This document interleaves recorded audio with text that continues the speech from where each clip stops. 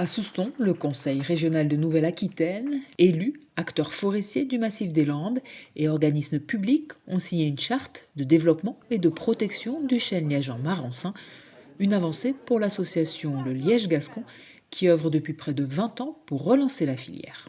On travaille depuis 2005 et là aujourd'hui on a une vraie reconnaissance de l'utilité de tout le travail qui est fait et de l'importance de cette essence qui est naturellement présente en Nouvelle-Aquitaine, qui se porte extrêmement bien et qui résiste très très bien au changement climatique et qui s'annonce comme une essence d'avenir face au réchauffement climatique. Et donc de voir que tout le monde aujourd'hui est autour de nous pour nous aider dans cet objectif-là, je vous confirme qu'aujourd'hui c'est une très belle journée.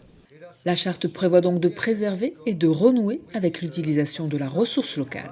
Le liège dans notre région, il y en a dans le Marensin, c'est historique, dans le Néraquais, dans le Lot-et-Garonne.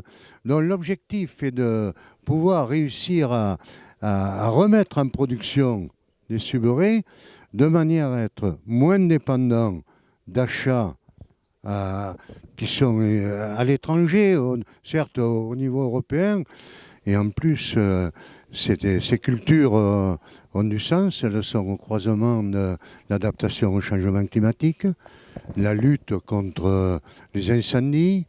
Après, le chêne-liège, c'est quelque chose où on fait la culture sans couper l'arbre. Donc ça amène aussi une biodiversité importante.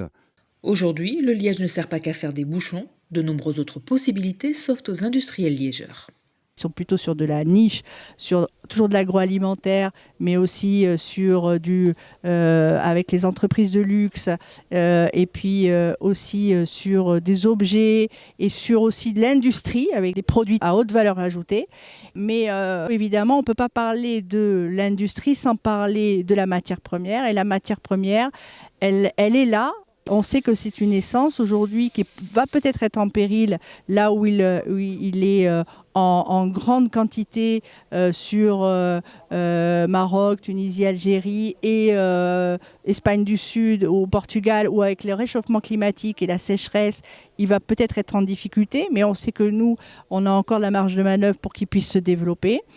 Et moi, je crois que nous, communes, propriétaires de 10% du massif forestier, il faut qu'on donne l'exemple. C'est ce que j'ai souhaité faire. C'est comme ça qu'on va travailler avec l'ONF par rapport à notre futur plan de gestion. On le fait déjà, mais on est entouré là d'une parcelle qui avait fait l'objet d'une coupe rase, donc qui est normale dans notre plan de gestion et dans laquelle nous avons souhaité garder le chêne-liège pour sa valeur patrimoniale et pourquoi pas sa valeur économique aussi.